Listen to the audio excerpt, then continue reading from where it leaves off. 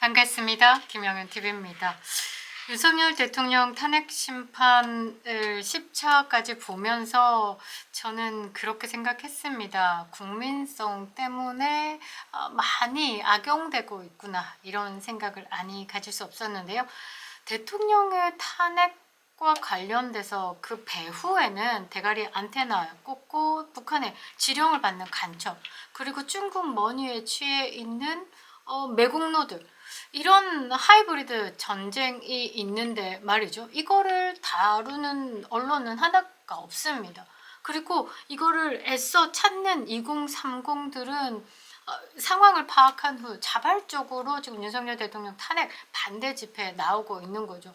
대한민국은 언론이 죽은 겁니다. 언론의 정상적인 기능이 안 되고 있다라는 거죠. 저는 이 전체적인 상황을 보면서 대한민국 그 속담 중에 서울고 외양간 고친다라는 말이 있죠. 그러니까 그냥 너무 쉽게 생각하는 걸 안전 불감증이다라고 말할 수도 있죠. 그러니까 이 먼 구경하는 거예요. 이 다른 나라들이 중국 간첩에 넘어가고 홍콩이 자유를 짓밟히고 대만이 중국에 먹히지 않기 위해서 발악하고 있고, 이런 것들을 심각성을 알고 나와 이거 매치를 시켜서 우리나라 상황과 현직 대통령이 탄핵 심판대에서 이 비상계엄의 원인에 대해서 다루고 있는데도 그 언론들이요, 공정한 보도를 하지 않고 있습니다. 국민들이 그 심각성을 파악해서 자발적으로 거리에 뛰쳐 나오고 있는 거죠. 이런 상황들 보면서 무섭다라는 마음을 계속 가지고 있고, 정말 잠도 잘 못 자고 있었는데 어제 진짜 간만에 푹 잤습니다. 홍장원 메모가 빵 터졌죠. 여러분들 그걸 보면서 이 모든 코미디판 다 제꼈다라고 생각지 않습니까? 저는 정말 이런 판에 대한민국 정치판이 놀아나고 사법부가 놀아나고 이런 걸 보면서 대한민국은 진짜 자빠지기 일보 직전이구나, 썩었구나, 이거 다시 재건할 수밖에 없다, 그 재건 타임은 윤석열의 시간이구나, 이런 생각을 했었는데요. 대단합니다. 오늘 이 홍장원의 오염된 메모, 홍장원의 뒷배, 그리고 손잡은 세력들, 여러분들에게 좀 의문을 많이 던질 건데요. 재밌게 시작하도록 하겠습니다. 구독과 좋아요 버튼 꼭 눌러주시고요. 아직도 김영현TV를 구독하지 않으신 분들은 구독과 알림 설정 부탁드리겠습니다. 큰 힘이 되고 있습니다. 자, 홍장훈의 오염된 메모, 많이 헌법재판소에서 5차 증언에서 터져 나왔습니다. 이거를 헌재가 계속 고집을 한다라는 건 무리가 있을 것 같은데, 아니나 다를까 이제 윤석열 대통령 변호인단은 작심을 하고 10차에 홍장원을 다시 불렀습니다. 한판 뒤집기, 마지막 하이라이트, 9회 말 투아웃 상황에서 빵 터뜨렸다라고 저는 생각을 하는데요. 자, 홍장훈이 그동안에 이 검찰에 원본을 제출하지 못하고 사본을 제출한 이유가 뭘까를 고민하기 시작해보면 이 모든 판이 조금 풀어지지 않을까. 그래서 이제 사태 심각성이 쌓이다 보니까 이제 헌법재판소에서 윤석열 대통령 탄핵 심판을 다루는 그곳에서 이제 원본 1차 메모, 2차 메모, 3차 메모, 4차 메모가 빵 터졌습니다. 아니, 스누피 여러분들 찰리 브라운 아시죠? 찰리 브라운의 역사가 50년이 넘잖아요. 그런데 그 초기에 그 원본 책을 가지고 있는데 그때 그 그림과 지금의 찰리 브라운과는 좀 달라요. 왜냐면 좀 업그레이드가 계속 되는 거죠. 작가도 그림을 그리다 보면. 그런데 대충 느낌은 똑같아요. 비슷해요. 거기서 조금 더 얼굴이 커지고 머리카락이 한두 개 많아지고 이 정도지. 이 홍장훈 메모 한번 보십시오. 1차 메모. 이게 2, 3차를 지나서 이 4차 메모가 완성된다라는 건, 이거는 뭐라고 해야 되나? 창작입니다, 창작. 이건 창작일 수밖에 없는 거예요. 그래서 어젯밤에 이 1차 메모가 뜨고 난 다음에 2차 메모, 3차 메모를 그림빨로 받아가지고 챗GPT에 올렸어요. 이게 암호인가? 암호가 필요하다라고 하면 암호 해독 사이트와 연결을 시켜라. 암호도 아니고요. 그냥 그림입니다. 그림. 이 부적 수준의 그림을 써놓고 체포조 메모, 명단에 사람들 누구누구 쫙. 그리고 그 후발로 누가 나왔습니까? 김어준 눈 씩 풀려서 국회에 앉아가지고 체포조, 암살조, 이러고 앉아 있었다라는 거죠. 대한민국이 얼마나 이렇게 이 허접한 구판에 국민들을 가지고 놀아놨는지, 정말 대한민국 국민들을 개돼지 이하로 본 거죠. 이거는 분노하지 않을 수가 없습니다. 도대체 대한민국 국민들 뭐로 생각을 한 겁니까? 정말 어제 보면서 이거는 빵 터졌고 어이가 없고 뭐 화가 나고 이런 것들을 다 종합해서 그냥 저는 그런 생각이 들더라고요. 윤석열 대통령 정말 뱃속에 똥 빼면 부처다 싶은 생각이 들더라고요. 똥이 타 들어가지 않겠습니까? 일반 국민들 같았으면 이거 뭐라고 해야 되지? 이 분노와 이런 감정들 때문에 그냥 눈까지 멀었을 것 같더라고요. 저는 참 잘 버티고 계신다, 감사하다라는 생각을 안 가질 수 없었습니다. 일단 법조계의 보편적인 시각이 그렇습니다. 조작이 아니면 원본을 제출하지 않을 이유가 없다라는 거죠. 그러니까 이 검찰은요, 이 메모 작성의 경위를 명확히 밝힐 의무가 있음에도 불구하고 검찰은 눈치만 본다? 그 검찰은 약간 느낌이 있죠. 제가 그랬습니까? 한동훈과 지금 연결돼 있어서 검찰도 반으로 나뉘었다라고 합니다. 내부의 이야기가 그렇습니다. 이제 한동훈이 미래 권력이다라고 생각해서 줄선 파들, 그 파들이 주축이 되어서 윤석열 대통령 탄핵몰이에 가세했다라고 저는 보고 있습니다. 이런 메모를 갖다가 참 그렇죠. 그런데 우리가 메모에서 조금 이제 놓쳤던 부분이 있습니다. 띄워드릴 건데요. 자, 메모 내용에, 그리고 메모에 파란 색깔, 까만 색깔 볼펜이 들어간 부분에 대해서 우리가 좀 집중을 했었는데 놓쳤던 게 있습니다. 그 하단 부분에 www.ssu.gov, 이게 가버먼트죠. UA, 우크라입니다. 그러니까 이게 뭐냐면 우크라이나 정보국이 사용하는 메모장입니다. 대한민국 국정원이 우크라이나 정보국이 사용하는 메모장을 쓴다? 이거 좀 애매하죠. 그래서 조금 찾아보니까요. 2024년에 10월 27일에 정부 대표단 단장으로 벨기에 브뤼셀에서 열린 북대서양 이사회에 참석했을 때, 이때 김병기 민주당 정보위 간사 아들도 함께 갔다라는 거죠. 그러니까 거기서 메모장 슬쩍 가지고 왔을 수도 있습니다. 아니면 거기서 이제 참여했다라고 해서 논아줄 수도 있다라는 거죠. 그러니까 김병기 민주당 의원의 아들이 국정원 직원으로 있고, 그러니까 뭔가 느낌 있죠? 그러니까 이 메모장의 출처를 밝히는 것도 사실 검찰의 몫입니다. 그 홍정원과 연결된 사람들이 민주당 인사가 있다라는 게 요 메모장으로도 좀 느껴지지 않을까라고 생각을 하는데요. 그리고 이 메모를 홍정원이 그 검찰 조사를 받으러 가면서 체포조 명단이 적힌 메모장 4번이다라고 검찰에 증거로 제출했습니다. 검찰은요, 이 4번을 수사 기록에 포함시켰고요. 아니, 이게 앞도지도 보지도 않고 이거는 그냥 수사 기록에 넣어버린 거예요. 윤석열 대통령 탄핵에 요거다 싶어서 넣겠죠. 근데 헌법재판소가 송부촉탁 요청으로 지금 헌재에서 증인을 신문할 때 또 사용됐다라는 겁니다. 오염된 메모를 가지고 타겟 누구 윤석열 대통령을 잡고 이렇게 신문할 때도 사용했다라는 거죠. 헌법재판소의 필터 기능이 전혀 작용되지 않다라고 봐야 되겠죠. 왜냐? 4번이잖아요. 4번. 원본이 아니라 4번. 4번의 형사재판의 증거로 채택되기 어렵죠.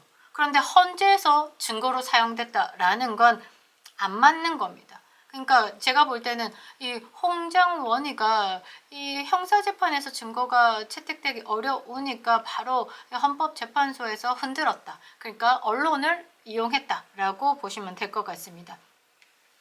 자, 계엄 후에요, 한동훈이 처음에는 탄핵 반대에 있다가 탄핵 찬성으로 돌아섰습니다. 그게 결정적인 원인이 뭐였냐라고 보면요, 체포조 명단에 본인의 이름이 있다라는 것을 확인하고 난 뒤부터입니다. 왜 저를 체포하려고 했습니까? 이거부터 이게 빡 돌아가지고, 그래서 당대표가, 그것도 검사를 20년이나 했던 사람이 이 감정 조절도 못하고 그 메모에 대해서 확인도 불분명한데 이런 걸로 지도자로 간다? 한동훈이가 귀도 팔랑팔랑 거리고 이 감정도 지멋대로 주체를 못하고 그냥 그렇구나, 가볍구나, 뭐 이런 생각을 저는 개인적으로 했었는데요. 이 박지원도 12월 6일에 열렸던 국방위원회에서, 국회 국방위죠. 거기서 이 자랑스럽게 이야기를 합니다. 한동훈이 입장을 바꾼 건 홍정원 국정원 제1차장이 한 대표에게 전화를 걸어서 체포조에 포함됐다라는 얘기를 전했기 때문이다 라고 했습니다. 그러니까 이것만 봐도 일단은 박지원이 떴다라는 것만 봐도 조작의 스멜이 풀풀 풍길 수밖에 없는 거죠.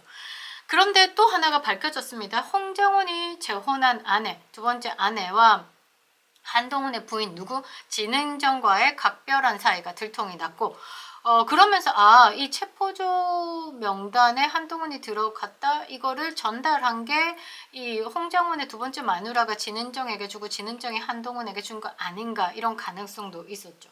그런데 홍정원이가 뭐랬냐면 자기는 한동훈 전 대표 전화번호도 모른다라고 했기 때문에 이 한동훈이 누구로부터 들었는지에 대해서는 밝혀야죠.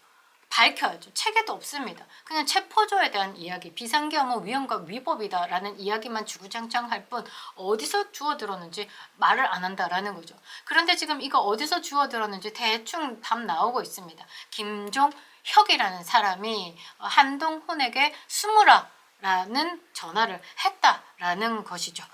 자, 이게 보면요. 홍정원의 메모가 이 진짜 12.3 비상계엄 때 작성이 됐을까? 아니면 12월 5일, 6일 본인이 경질되고 그 사이에 해임되는 그 사이에 작성한 것이 아닐까라는 강한 의혹이 제기가 된다라는 것이죠.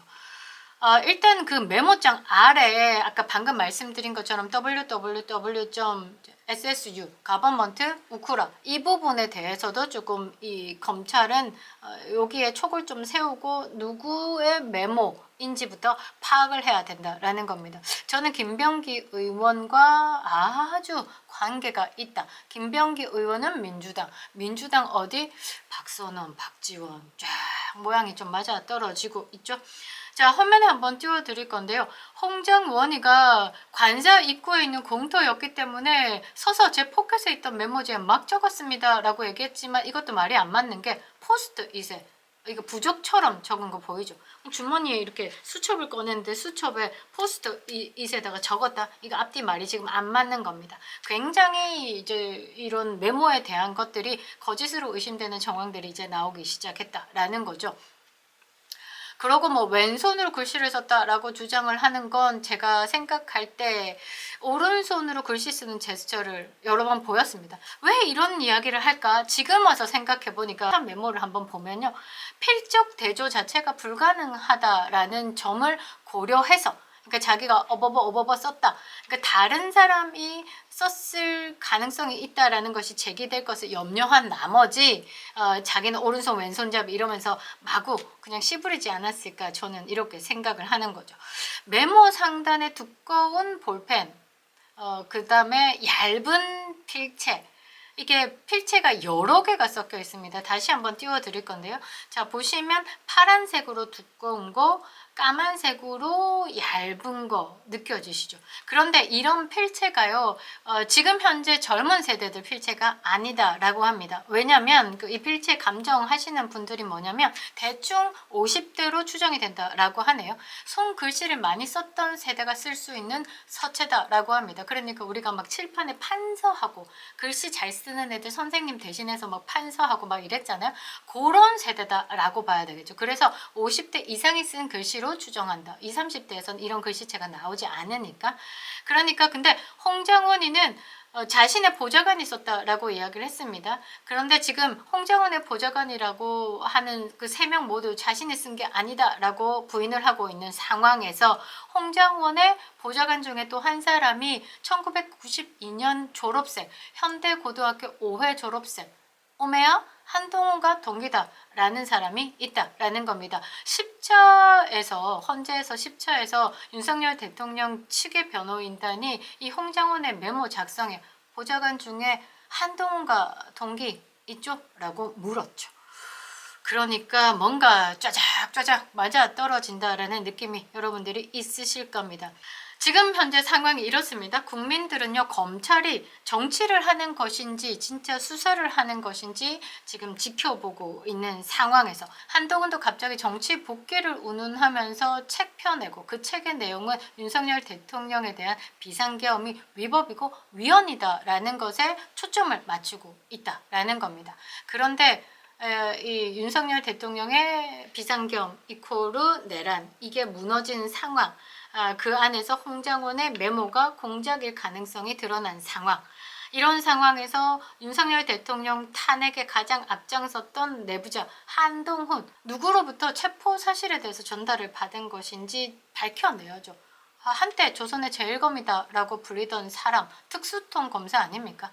그러면 본인이 어떤 식으로 국민들에게 신뢰를 줘야 하는지 자신을 방어하기 위해서라도 누구로부터 들었다 이 정도는 밝혀야 되겠죠.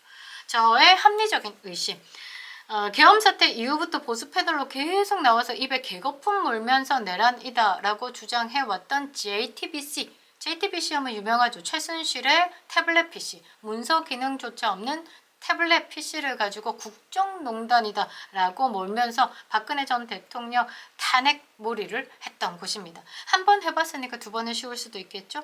여기 출신 기자 김종혁입니다. 홍장훈하고 마포구 동문이네요. 그리고 홍장훈의 체포 메모에 한동훈이 있다고 한동훈 부추겨가지고 탄핵 찬성하라고 한 자입니다. 한마디로 한동훈에게 불을 지른 자다라는 거죠. 홍장훈은 한동훈 알지 못한다, 전번도 모른다라고 했고 한동훈은 누군가로부터 신뢰할 수 있는 누군가로부터 들었다라고 하지만 그 사람 이름 밝히지 않았습니다. 그러니까 홍장훈으로부터 김종혁이 넘어갔고 김종혁으로부터 한동훈으로 건너간 게 아닐까라는 생각을 하는 거죠. 김종혁은요 지금 윤석열 대통령의 비상계엄의 가장 큰 원인이었던 부정선거가 있습니다. 국민의 주권을 찬탈하는 행위죠. Stop the Steal. 그래서 부정선거에 대해서 확인이 필요했다. 국회로 들어간 비상계엄군보다 선관위로 들어간 계엄군이 훨 많죠. 그런데 이 김종혁도 희한합니다. 부정선거를 말하는 건 음모론자다. 그리고 윤석열 대통령의 비상계엄이 비상계몽이냐 하면서 개그폰 물고면서 나왔습니다. 부정선거가 사실로 밝혀지면 전 정계를 영원히 은퇴하겠습니다. 좀 가라! 한동훈 손잡고 이런 얘기를 하고 싶네요. 음모론자 여러분 뭘 거시렵니까? 이것들 내게 좋아하는가 본데요. 이 뭐 걸겠다 토론하자 하는 거 손잡고 한동훈뿐만 아니라 이준석도 손을 잡고 좀 가시는 게 맞을 것 같네요. 그리고 김종혁이 또 이런 얘기도 했습니다. 대한민국 국민의 개돼지인가? 제발 말 같은 변명을 하세요 라고 얘기하면서 윤석열 대통령을 되게 조롱했습니다. 지금까지 뭐 진술 번복이라든지 이런 것들은 짤들이 좀 많이 돌아서 여러분들이 많이 파악을 하셨을 것 같은데 홍장훈의 체포 명단 메모, 곽정근의 눈물 찔찔 국회의원 끌어내라 이게 지금 다 뒤집히고 있는 상황. 이런 상황들을 다 보면서도 지금 이제 헌법재판소가 윤석열 대통령에 대한 탄핵을 인용할 수 있을까? 근데 중요한 사실은요, 내란 프레임 뒤에는 누군가가 있다라는 강한 의심이 든다라는 것이죠. 여러분들 생각에 어떻습니까? 글 남겨주시면 제가 다음 방송에 충실히 참고하겠습니다. 그리운 이름 윤석열 대통령이시죠. 반드시 돌아오실 겁니다. 그립다 윤석열. 김영현 TV였습니다.